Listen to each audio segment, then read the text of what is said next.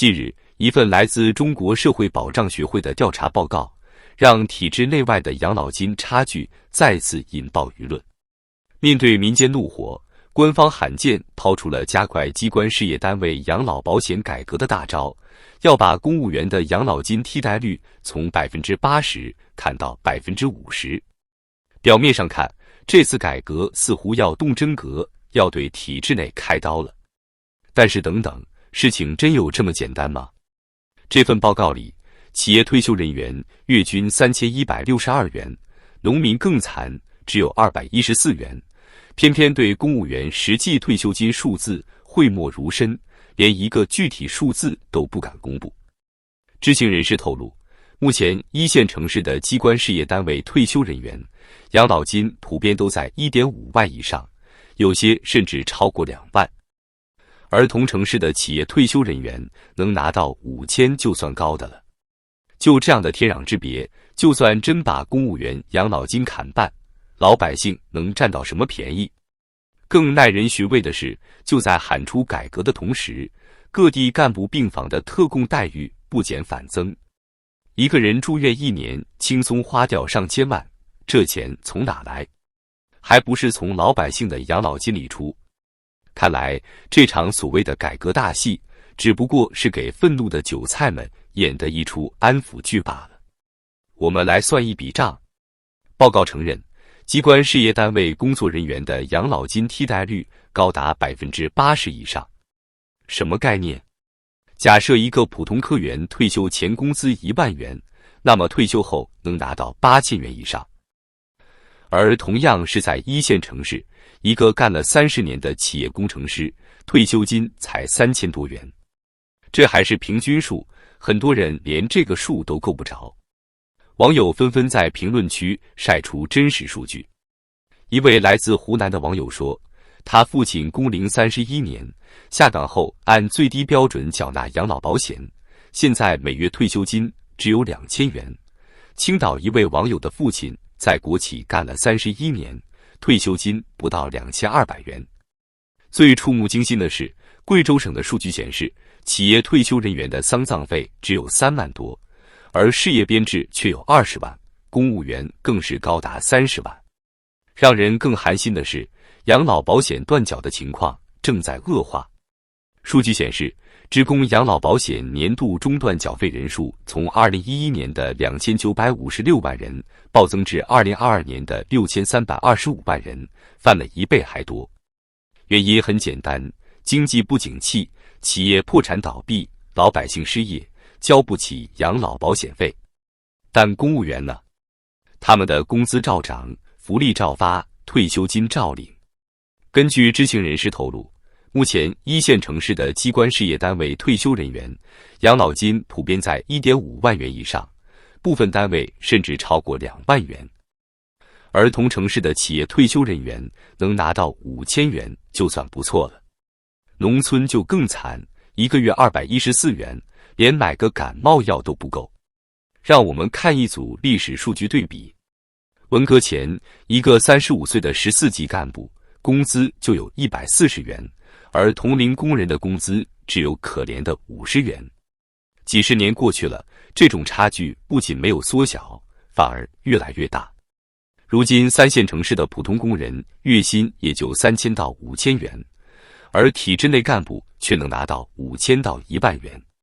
从工资到退休金，体制内外的鸿沟始终存在，这道横亘在社会中的双轨制藩篱，几十年来都没有任何改变。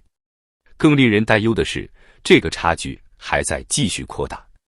专家预测，到2035年，中国养老金将全部耗尽。当局为了应对危机，开始打公务员的主意。最新的养老金改革方案提出，要加快机关事业单位基本养老保险改革步伐，把养老金替代率从 80% 降到 50%。但大家都明白，这不过是做个样子给老百姓看。就像当年医保改革一样，最后割的还是老百姓的韭菜。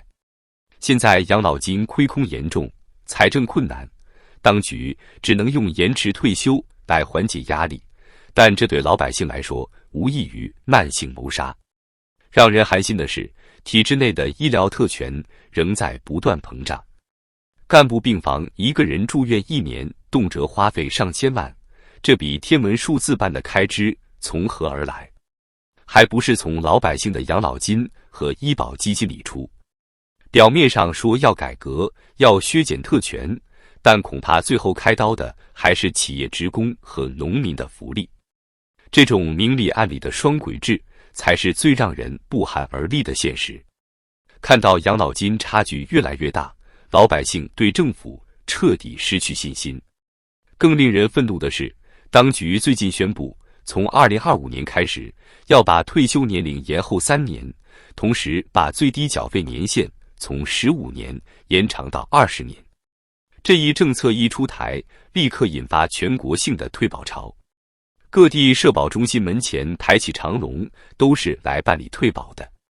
一位办理退保的市民晒出了自己的停保登记申报表，心痛地说：“为了孩子上学，我咬牙坚持交了6年，现在政府说改就改，我的血汗钱打了水漂。这钱交的比给父母都准时，现在却被政府这样对待。让我们算一笔明细账：一个灵活就业人员每月要交1277元养老保险，如果交了17个月，总共投入21700元。现在退保只能拿回40%，也就是8600元。那些交了10年以上的人更惨，进退两难。一位网友说，交了12年，本来以为快熬出头了，现在却要多交5年，谁知道到时候还会不会再延长？更让人绝望的是，延长缴费年限只是开始。有经济学家预测，按目前养老金亏空的速度，到2035年，连公务员的工资都可能发不出来。到时候，已经退休的人能不能按时拿到养老金都是个问题。农民的处境更是雪上加霜。新一年度的新农合城乡居民医保费用又涨了，每人每年要交400元，比去年又多了20元。对于一个5口之家来说，1年就要交2000元。这是什么概念？按现在玉米价格2元1公斤计算，需要卖掉1000公斤玉米才够交这笔钱。傻子才交这个钱，一位农民愤怒地说。因为就算交了钱，报销的比例也低得可怜。数据显示，在村卫生室就诊，最高只能报销60%，到了3级医院，更是只有30%的报销比例。也就是说，如果住院花了1万元，自己还得掏7000元。不仅如此，新农合还存在大量套保乱象。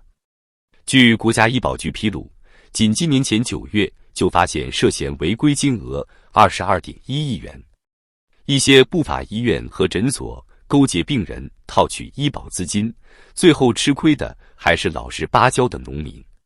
数据显示，过去3年已经有超过4000万人退出了新农合，但一些地方为了完成任务，竟然想出各种花招，强迫农民缴费。